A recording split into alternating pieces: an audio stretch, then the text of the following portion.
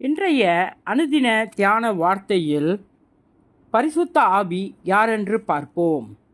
என் நாமத்தினாலே பிதா அனுப்பப் போகிற பரிசுத்த ஆவியாகிய தேற்றவாளனே எல்லாவற்றையும் உங்களுக்கு போதித்து நான் உங்களுக்கு சொன்ன எல்லாவற்றையும் உங்களுக்கு நினைப்பூட்டுவார். யோவான் 14வது அதிகாரம் 26வது வசனம். பிதாவிடத்தில் நின்று நான் உங்களுக்கு அனுப்பப் போகிறவரும் பிதாவினிடத்திலிருந்து புறப்படுகிறோம் ஆகிய சத்திய ஆவியான தேற்றவாளன் வரும்போது அவர் என்னை குறித்து சாட்சி கொடுப்பார். யோவான் 15வது அதிகாரம் 26வது வசனம். நான் உங்களுக்கு உண்மையை சொல்லுகிறேன், நான் போகிறது உங்களுக்கு பிரயோஜனமாயிருக்கும். நான் போகாதிருந்தால் தேற்றவாளன் உங்களிடத்தில் வரார். நான் போனேனாகில் அவரை உங்களிடத்தில் அனுப்புவேன். யோவான் 16வது அதிகாரம் 7வது வசனம். அவர்கள் உம்மை ஒப்பு கொடுக்கும்போது எப்படி பேசுவோம் என்று என்னத்தை பேசுவோம் என்று கவலைப்படாதிருங்கள்.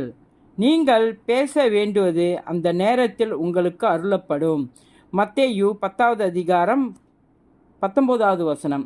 பேசுகிறவர்கள் நீங்கள் அல்ல, உங்கள் பிதாவின் ஆவியானவரை உங்களிலிருந்து பேசுகிறவர். மத்தேயு 10வது அதிகாரம் 20வது வசனம். நீங்கள் பேச வேண்டியவைகளை ஆவியானவர் அந்நேரத்தில் உங்களுக்கு போதிப்பார். லூக்கா 12வது அதிகாரம் 12வது வசனம். பொல்லாதவர்களாகிய நீங்கள் உங்கள் பிள்ளைகளுக்கு நல்ல ஈவுகளை கொடுக்க அறிந்திருக்கும் போது பரமபிதாவானவர் தம்மிடத்தில் வேண்டிக் கொள்ளுகிறவர்களுக்கு பரிசுத்த ஆவியை கொடுப்பது அதிக நிச்சயம் அல்லவா? லூக்கா 11வது அதிகாரம் 13வது வசனம். காற்றானது தனக்கு இஷ்டமான இடத்திலே வீசுகிறது, அதன் சத்தத்தை கேட்கிறாய், ஆகிலும் அது இன்ன இடத்திலிருந்து வருகிறதென்றும் இன்ன இடத்திற்கு போகிறதென்றும் உனக்கு தெரியாது. ஆவியினால் பிறந்தவன் எவனோ அவனும் அப்படியே இருக்கிறான். யோவான் 3வது அதிகாரம் 8வது வசனம். இயேசுவின் நாமத்தில்.